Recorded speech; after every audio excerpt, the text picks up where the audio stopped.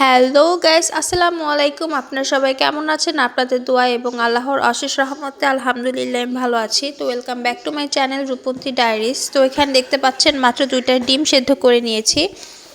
তো আজকে হলো রমজানের দ্বিতীয় দিনের ব্লগ নিয়ে আপনাদের সামনে চলে আসলাম। তো শুক্রবার যেহেতু ভাবলাম লাঞ্চ তো নেই আর কি, ইফতারের সময় ইফতারিতে সব ভাত খাওয়া হয় আমাদের ম্যাক্সিমাম টাইম। তো ভাবলাম গরুর মাংস রান্না করি, সাথে টুকিটাকি ভাজা পোড়াও করেছি।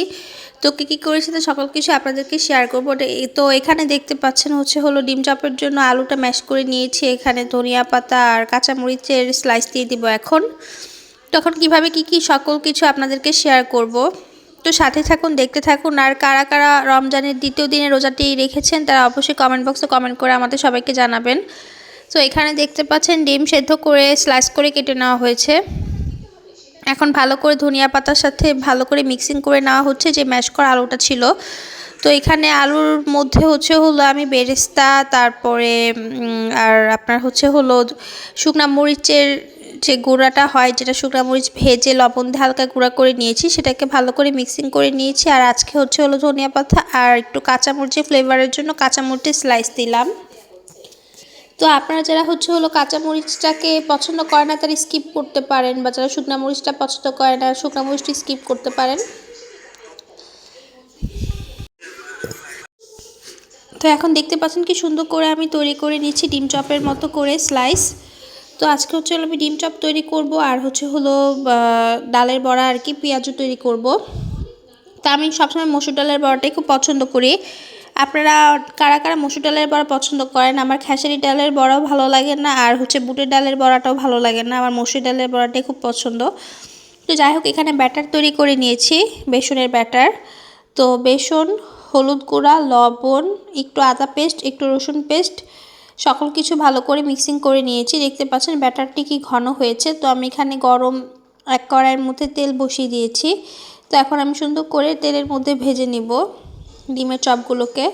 তো কীভাবে ভাজতেছি তো সকল কিছু আপনাদেরকে শেয়ার করব। আর আপনি ইফতারিতে কী আইটেম খেয়ে থাকেন আর আপনাদের সবচেয়ে পছন্দের আইটেম কোনটা, তা আপনারা সবাই কমেন্ট বক্সে কমেন্ট করে জানাবেন।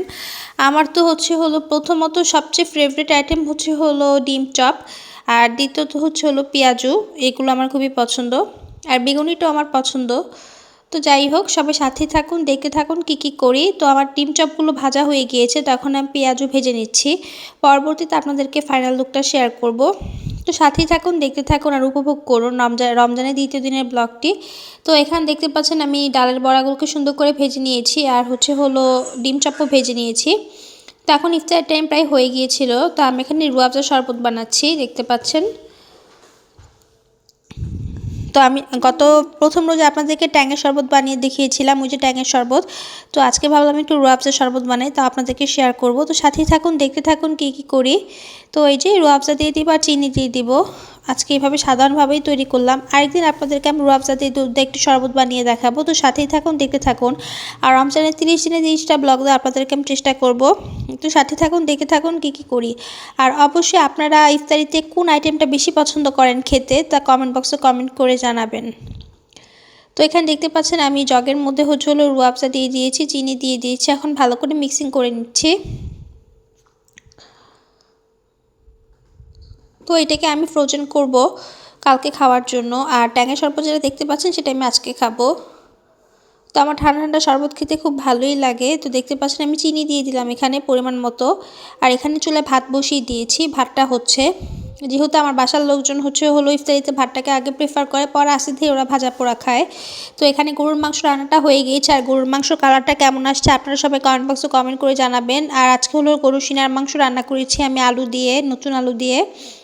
তো সবাই কমেন্ট বক্সে কমেন্ট করে জানাবেন। তো এদিকে সালাদ কেটে নিয়েছি, টমেটো, শসা, লেবু। আর এখানে দেখতে পাচ্ছেন কিশমিশ ভেজানো হয়েছে, যে কিশমিশ ভেজানো খাবে আফরিনের বাবা। তো এখানে দেখতে পাচ্ছেন সুন্দর করে আমি এক বোতল